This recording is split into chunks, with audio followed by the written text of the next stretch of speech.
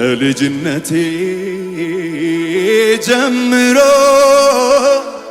እጄን አጥብቆ የያዘኝ የምን ካንሰር ነው? የማህፀን በጣም ይሸታል። ሰው ጋር አልቀርብም። በቃ ዞር ብዬ ብቻዬን ነው የምኖረው። ለብቻዬ እቀመጣለሁ። ከዛ ከሰው ገለልላለሁ። በቃ በሰዎች መካከል ተቀምጬ ይሸት ነበርና በጣም ጠረኑ የከፋ ነበር። ሉራዲና ማይሎያ ዲያሎ ሰሪያሎባ ስሜ ሉሊት በቀለ ባላለውኝ የመጣሁት ከአርሲ ነገሌ ነው። ማህፀን ካንሰር ያመኝ ነበርና በጣም ያመኛል። በጣም ደግሞ ይሸት ነበር።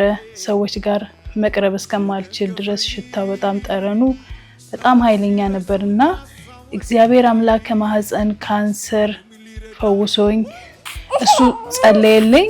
እግዚአብሔር ከማህፀን ካንሰር ተፈውሻለሁኝ። ክብሩን እግዚአብሔር ይውሰደው። የማህፀን በጣም ይሸታል። ሰው ጋር አልቀርብም።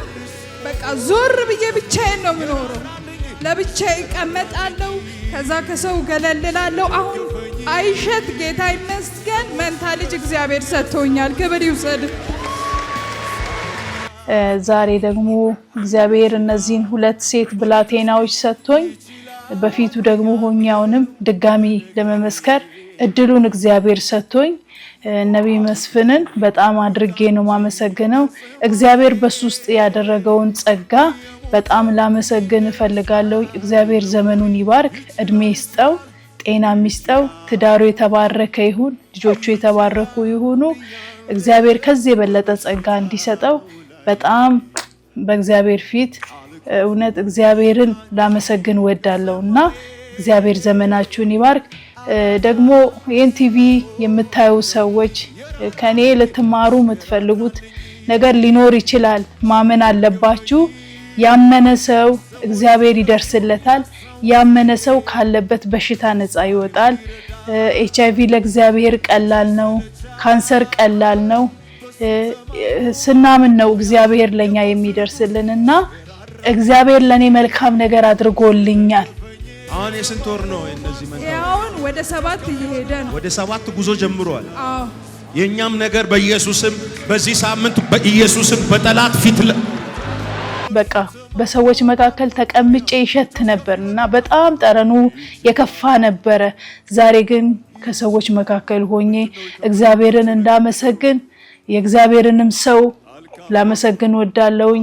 ውስጡ እግዚአብሔር ያስቀመጠው ጸጋ በጣም ለብዙዎች የሚደርስ ስለሆነ እድሜና ጤና ይስጠው። እግዚአብሔር ዘመኑን ይባርክ። ለብቻዬ እቀመጣለሁ። ከዛ ከሰው ገለልላለሁ። አሁን አይሸት ጌታ ይመስገን መንታ ልጅ እግዚአብሔር ሰጥቶኛል። ክብር ይውሰድ። የተባረከ ይሁን። እነዚህም ብላቴናዎች ደግሞ ያው እሱ ጸልዮልኝ እግዚአብሔር ረድቶኝ ነው ወልጄ ለመሰክር ወደዚህ ወደ ቤተፋጌ ቤተክርስቲያን የመጣሁትኝ። እግዚአብሔር ረድቶኛል፣ አግዞኛል። ወደዚህ ልመጣ የቻልኩት እግዚአብሔር ስለረዳኝ ነውና እግዚአብሔርን አመስግኑልኝ። ለናንተም እንደኔ ለተጨነቃችሁ በካንሰር ለምትሰቃዩ ሰዎች ወደዚህ እንድትመጡና ካላችሁበት ጣጣ እግዚአብሔር ነፃ እንዲያወጣችሁ በእምነት ኑ እላችኋለሁ። እግዚአብሔር ከምጠብቀው በላይ ደርሶልኛልና በርግጥ በርግዝና ወቅት ላይ ብዙ ቻሌንጆች ነበሩ። ለወልድ በሄድኩበት ብዙ ሰዎች ልጆቻቸውን አጥተው ከኔ እኩል እንኳን የነበሩ 6 ሰዎች ባይኔ አይቻለሁኝና ልጅ ፍለጋ ሄደው ልጃቸውን አጥተው ከ6 ሰዎች አንዷ እኔ የነብይ መስፍን አምላክ እያልኩኝ በልቤ በመጸለይ ሰዓት ደርሶልኛል። በገባውበት ሁሉ ደርሶልኛል። እጁን አይቻለው፣ የእግዚአብሔርን ክንድ አይቻለው፣ የእግዚአብሔርን አብሮነት አይቻለው። በነብይ መስፍን ውስጥ ያለውን ጌታ ከብሮ ተልቆ አይቻለውኝ እና ይሄ ጌታ ሊመሰገን ይገባል። ይሄ ጌታ ሊወደስ ይገባል። ይሄ ጌታ ከፍ ሊደረግ ይገባልና እኔም ደግሞ ይሄንን ጌታ ላመሰግን እወዳለሁ፣ ከፍ ላደርገው እወዳለሁ። እድሜ ልኬን በፊቱ በቤቱ ለሌሎች ምሳሌ በመሆን በቃ እግዚአብሔር መልካም ስላደረገልኝ እግዚአብሔር መልካም ነው እያልኩኝ ስለ ጌታ መልካምነት እየተናገርኩኝ እድሜን መጨረስ እፈልጋለሁና እግዚአብሔር መልካም ነው። እግዚአብሔር መልካም ነው። እውነት እግዚአብሔር እዚህ ቤት ላይ አለ። እግዚአብሔር በዚህ ቤት ላይ ይሰራል። እጁ አለ፣ ክንዱ አለ፣ አፈሩ ይሰራል። እውነት ነው። በገባውበት ሆስፒታል አፈሩን ይዤ ገብቻለሁ፣ ዘይቱን ይዤ ገብቻለሁ፣ ዘይቱን ተቀብቻለሁ፣ አፈሩን ተቀብቻለሁ። እግዚአብሔር ከዋናው ዶክተር አንስቶ እስከ ታች ያሉትን አሳልፎ ሰጥቶኛል በዚህ ዘይትና በዚህ አፈር አማካኝነትና እጁ አለ እዚህ ቤተክርስቲያን ላይ ክንዱ አለ። ጌታ ዘመናችሁን ይባርክ። ጌታ ይመስገን። እና አንድ መዝሙር ልዘምር ፈልጋለሁኝና እግዚአብሔር ስላደረገልኝ ነው እንጂ የተለመደ ሆኖ አይደለም።